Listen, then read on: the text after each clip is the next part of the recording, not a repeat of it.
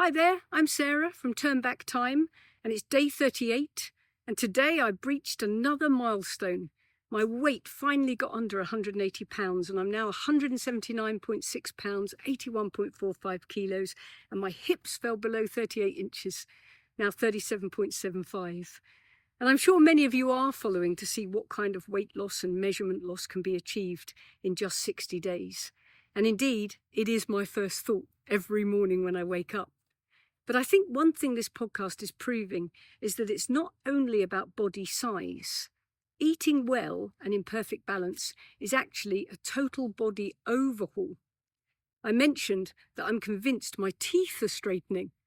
And I mentioned how the teeth of African people suddenly introduced to a Western diet began to become crooked.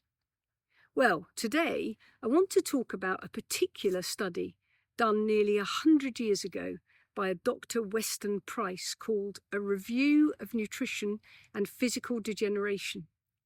Now, before we even talk about his findings, it's worth noting that this was in the 1930s. Crazy to think that's 100 years ago. But when our food industry had not yet been corrupted by additives and chemicals. But Dr. Price travelled around the world, then examining the teeth and the diet of indigenous people to try to find out why they had hardly any dental decay. He examined their teeth, their food, and took saliva samples. And that made me think about that pH reading I had, where my saliva was now a perfect 7 in pH balance. So the liquid that's all around my teeth is suddenly not acidic. It's very interesting. Anyway, back to Dr. Price, where he said that he found the immunity to tooth decay came from the amount of minerals and fat-soluble vitamins in the diet. That's vitamin A, D, E, and K. The peoples with the fewest dental cavities had 2 to 4 times the recommended daily allowance of minerals and vitamins in their diet. Some had up to 7 times the amount. These people not only had excellent teeth, they also had excellent mental health. Was that because it was balancing the gut microbiota? He studied people from Switzerland to the Outer Hebrides to Peru, and they all had totally different diets, some mostly meat, some mostly fish, plus vegetables and fruit, but all ate what was locally produced, and none ate any refined sugar or refined flour, and no canned goods. I didn't even know they had canned goods in 1930s, but apparently we did, all the way back to the early to mid-1800s. Dr. Price saw that the consequences of the introduction of a Western diet were sudden tooth decay, misaligned teeth, and a loss of resistance to disease. Basically, it crippled our innate immune system.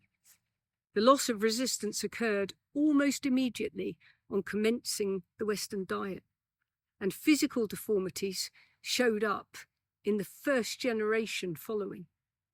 Dr. Price even blamed a Western diet for club feet.